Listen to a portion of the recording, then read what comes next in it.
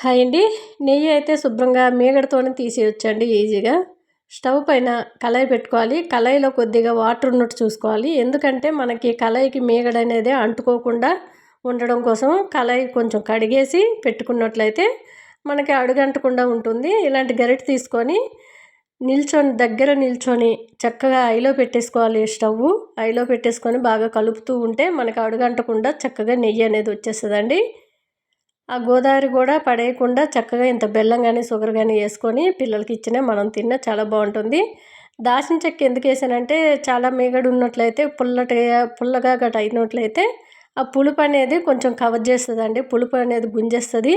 దాల్చిన చెక్క తియ్యగా ఉంటుంది కాబట్టి నేతిలోని తియ్యగా కమ్మటి సువాసన వస్తుంది. ఆ గోదావరి తిన్నా సరే మనకి ఎటువంటి పులుపు అనేది అనిపించదు. అంతేకాదండి, నెయ్యి రెడీ అయిపోయింది. మనం వడగట్టుకుందాము. మీరు ఈ గోదావరి తినాలి అనుకున్నప్పుడు కాస్త లైట్గా బ్రౌన్ కలర్ అవ్వగానే నెయ్యి అనేది వడగట్టుకోండి. మనం కలుపుతూ దగ్గరుండి మరిగించుకుంటే హైలో పెట్టుకొని స్టవ్ ఒక 20 నిమిషాల్లో నెయ్యి అనేది వచ్చేస్తుందండి. మనం మిక్సీ గిన్నెలో వేసి అది వెన్న మరిగించుకోవాలంటే చాలా టైము. గిన్నెలన్నీ కడుక్కోవడానికి కూడా చాలా ఇబ్బంది పడతాము లేడీసు. అందుకనే చూడండి, ఇలా సింపుల్గా ఈజీగా తీసి చూడండి. మీకు ఎంత ఈజీ అనిపిస్తుంది అంటే అబ్బా ఎంత ఈజీగా ఉందో అని ఇంకోసారి మరిగించాలని ఇంట్రెస్ట్ కూడా వస్తుంది. మనం నెయ్యి మరిగించాలంటే నాకు గిన్నెలు తోమడానికి అబ్బా ఎందుకు ఈ నెయ్యి తీయడం అనిపించేస్తుంది. చాలామందికి అట్లనే అనిపిస్తుంది. నెయ్యి తీయడం అవసరమా, బయట నుంచి కొని తెచ్చుకుంటే ఈజీ కదా అని. బయట కల్తీ నెయ్యిలు ఉంటాయి.